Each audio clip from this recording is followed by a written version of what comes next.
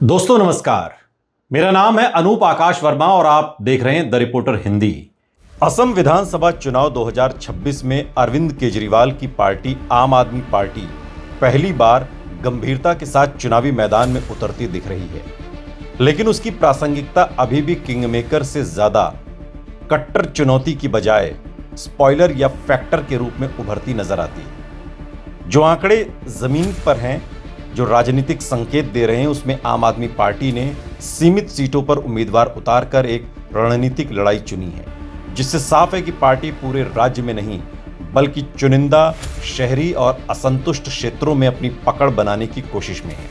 यही कारण है कि आम आदमी पार्टी का असर पूरे असम में समान रूप से नहीं बल्कि कुछ खास सीटों और क्षेत्रों तक सीमित है। सबसे पहले अगर आम आदमी पार्टी की प्रासंगिकता की बात करें तो ये पार्टी असम में अभी शुरुआती चरण में है। 2025 के स्थानीय निकाय चुनावों में आम आदमी पार्टी का प्रदर्शन बेहद सीमित रहा, जहां उसे 0 सीटें मिली। इससे ये स्पष्ट होता है कि पार्टी का जमीनी संगठन अभी बहुत कमजोर है। हालांकि आम आदमी पार्टी का एंटी करप्शन और फ्री सर्विस मॉडल जो दिल्ली और पंजाब में है, युवाओं और शहरी वोटर्स के बीच चर्चा जरूर पैदा करता है, खासकर गुवाहाटी जैसे शहरों में। यही कारण है कि आम आदमी पार्टी पूरी तरह खत्म नहीं बल्कि थर्ड विकल्प के रूप में धीरे धीरे अपनी जगह को बनाने की कोशिश कर रही है।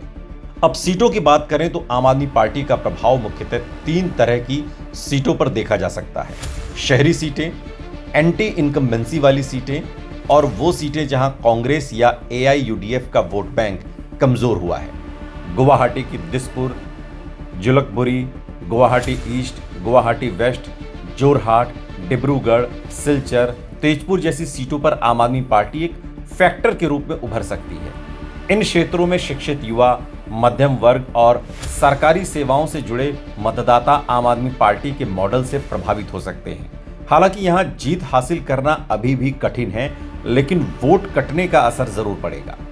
कुछ सीटें ऐसी भी हैं जहां आम आदमी पार्टी लड़ाई में दिखती है, यानी त्रिकोणीय मुकाबला बना सकती है, जैसे जोरहाट में, तेजपुर, डिब्रूगढ़, सिलचर, नलबाड़ी, बरपेटा रोड और लखीमपुर। इन सीटों पर अगर कांग्रेस और बीजेपी के बीच सीधा मुकाबला होता तो आम आदमी पार्टी के आने से समीकरण बदल सकते हैं। खासकर अपर असम में, जहां चाय बागान मजदूरों और युवाओं का वोट निर्णायक होता है, वहां आम आदमी पार्टी सीमित लेकिन प्रभावशाली उपस्थिति दर्ज करा सकती है।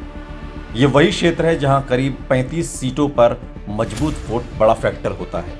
अब बात करें उन सीटों की जहां आम आदमी पार्टी जीत सकती है, तो वास्तविकता यह है कि 2026 के असम विधानसभा चुनाव में आम आदमी पार्टी की जीत की संभावना बहुत सीमित है। पार्टी अधिकतम 1 से 3 सीटों पर मजबूत दावेदारी पेश कर सकती है, वो भी तभी जब स्थानीय उम्मीदवार मजबूत हो और विपक्षी वोट बैंक बंट जाए। संभावित सीटों में गुवाहाटी की कोई एक शहरी सीट, सिलचर या तेजपुर जैसी जगह शामिल हो सकती है, जहां आम आदमी पार्टी का शहरी नैरेटिव और भ्रष्टाचार विरोधी एजेंडा असर डाल सकता है, लेकिन बड़े पैमाने पर जीत की संभावना अभी नहीं दिखती। असम की राजनीति के जानकार ये मानते हैं कि आम आदमी पार्टी का वोट बैंक मुख्यतः कांग्रेस और AIUDF से कट सकता है, खासकर शहरी और युवा वर्ग में। इससे बीजेपी को अप्रत्यक्ष फायदा मिल सकता है, क्योंकि विपक्षी वोट बंट जाएंगे। हालांकि कुछ सीटों पर आम आदमी पार्टी बीजेपी के शहरी वोट बैंक में भी सेंध लगा सकती है, लेकिन कुल मिलाकर उसका असर विपक्ष पर ज्यादा पड़ेगा। अब अगर अरविंद केजरीवाल के प्रभाव की बात करें तो उनकी व्यक्तिगत लोकप्रियता और दिल्ली मॉडल असम में चर्चा जरूर पैदा करता है, लेकिन वो अभी वोट में पूरी तरह कन्वर्ट नहीं।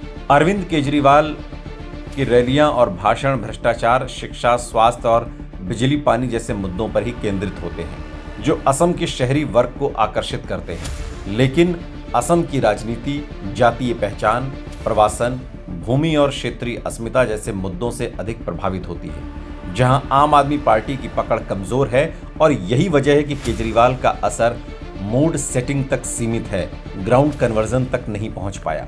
इसके अलावा असम में पहले से ही कई मजबूत क्षेत्रीय और राष्ट्रीय खिलाड़ी मौजूद हैं: बीजेपी, कांग्रेस, AIUDF, असम गण परिषद, रायजोर दल, जिसके कारण आम आदमी पार्टी के लिए जगह बनाना और कठिन हो जाता है।